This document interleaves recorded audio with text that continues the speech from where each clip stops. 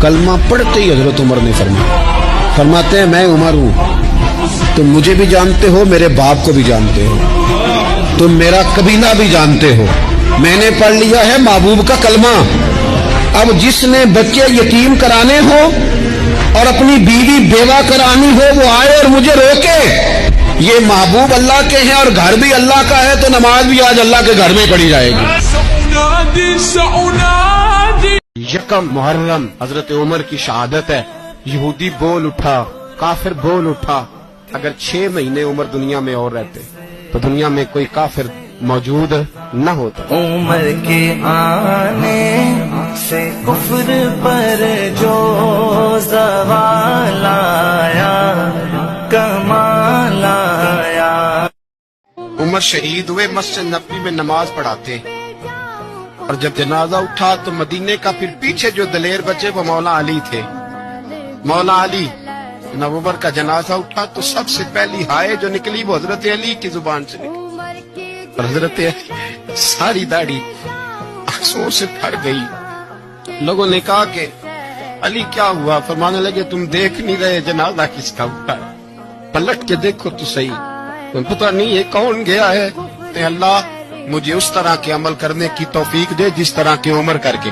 دل بھرو جانم عدل کا پرچم، فاتح عالم کفر پہ ماتم، نام عمر ذکر میرا جان ہے، جانان عمر ہے۔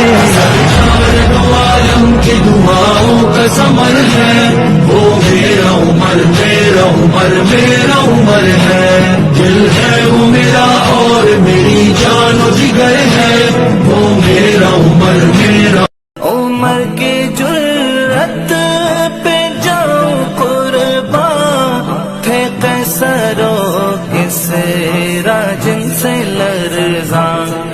عمر کے آنے سے کفر پر جو زوال آیا، کمال آیا۔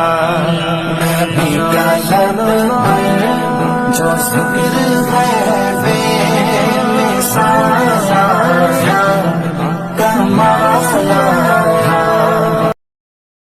جس کے تابع دشت و دریا و سمندر ہو، زمین جس کے حکم کی پابند ہو، چرند و پرند، جانور و درخت سبھی جس کے تابع دار ہوں، زمین پہ جو خدا کا نائب ہو، جو مسجود ملائک ہو، تمام مخلوقات میں سب سے افضل و اعلیٰ ہو، اسے انسان کہتے ہیں۔ یہ کتابوں میں پڑھا، علماء کرام سے سنا، لیکن جس نے صحرا و سمندر پر حکمرانی کر کے دکھائی، جس کے حکم پر لرزتی زمین ٹھہر گئی، سوکھا دریا جس کے خط سے جاری ہو گیا، جس کی چادر سے دہکتی آگ ٹھنڈی ہو گئی، جس کا واسطہ دے کر مجاہدین نے دریائے دجلہ میں گھوڑے دوڑا دیے، جو ممبر پر بیٹھ کر کوسوں دور کے حالات دیکھ لے، جو کہے یا ساریۃ الجبل اور ساریہ سن لیں، حکم پر عمل کریں اور فتح یاب، اسے کامل مکمل اکمل مراد نبی داماد علی شہید ممبر و محراب امیر المومنین خلیفہ دوم امام عادل فاروق اعظم سابقین الاولین عشرہ مبشرہ کے بزم نشین محدث قرآن فاتح روم و ایران حضرت عمر فاروق رضی اللہ تعالیٰ عمر بن الخطاب۔ اس لیے مسکراتا ہوں عمر کہ تو گلی میں قدم رکھا اور ابلیس اس گلی سے بھاگ